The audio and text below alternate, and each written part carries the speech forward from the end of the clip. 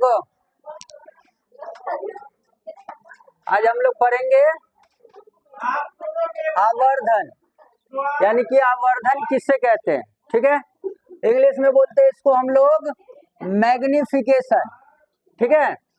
तो आवर्धन क्या होता है, देखो कोई भी दर्पण है तो उसमें जो है प्रतिबिंब बनता है ना, चाहे वो अवतल दर्पण हो उत्तल दर्पण हो, उसमें क्या होगा कि काल्पनिक प्रतिबिंब भी बनता है, वास्तविक प्रतिबिंब भी बनता है। वस्तु देखो प्रतिबिंब वस्तु से छोटा भी बनेगा, बड़ा भी बनेगा, है ना। तो उस स्थिति में क्या होगा कि आवर्धन का अगर परिभाषा दिया जाए तो क्या होगा, देखो बोलेंगे प्रतिबिंब की ऊंचाई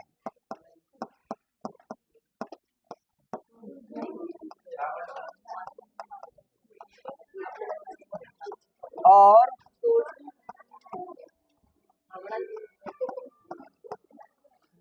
वस्तु की ऊंचाई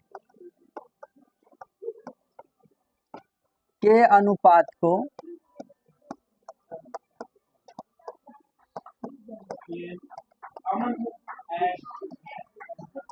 आवर्धन कहते हैं, ठीक है बच्चा।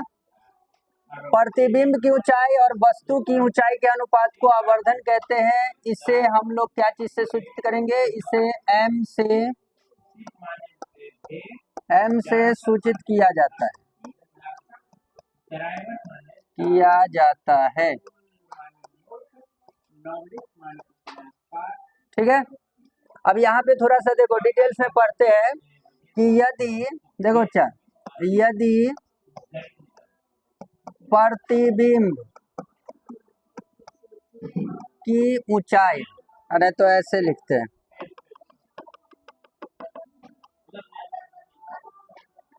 यदि वस्तु की ऊंचाई h तथा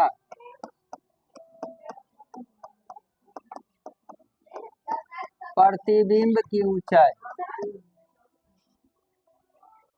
यदि वस्तु की ऊंचाई h मान लिया जाए और प्रतिबिंब की ऊंचाई h डैश मान लिया जाए, ठीक है।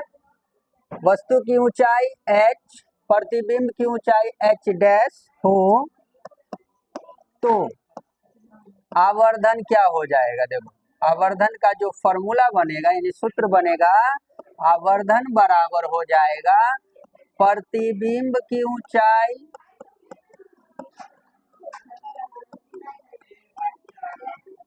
बट्टा में हो जाएगा वस्तु की ऊंचाई। पहले समझो, देखो हम क्या लिखे हैं, प्रतिबिंब की ऊंचाई और वस्तु की ऊंचाई के अनुपात को, अनुपात का मतलब बट्टा, अनुपात का मतलब क्या हुआ, बट्टा। तो देखो यहाँ पे ये क्या है, बट्टा, यानी ये अनुपात है, ये क्या है, अनुपात। तो प्रतिबिंब की ऊंचाई के जगह पे हम लोग क्या करेंगे, पहले यहाँ देखो आवर्धन, आवर्धन को क्या चीज से सूचित करेंगे हम लोग, यहाँ लिखा है देखो यहाँ एम से, तो इस आवर्धन के जगह क्या लिखेंगे, एम।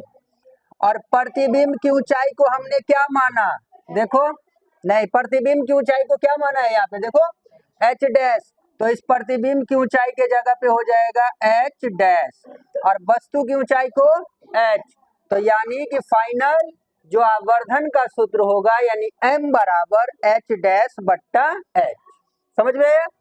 उसके बाद हम लोग आवर्धन का क्या करेंगे, व्यंजक प्राप्त करेंगे, ठीक है।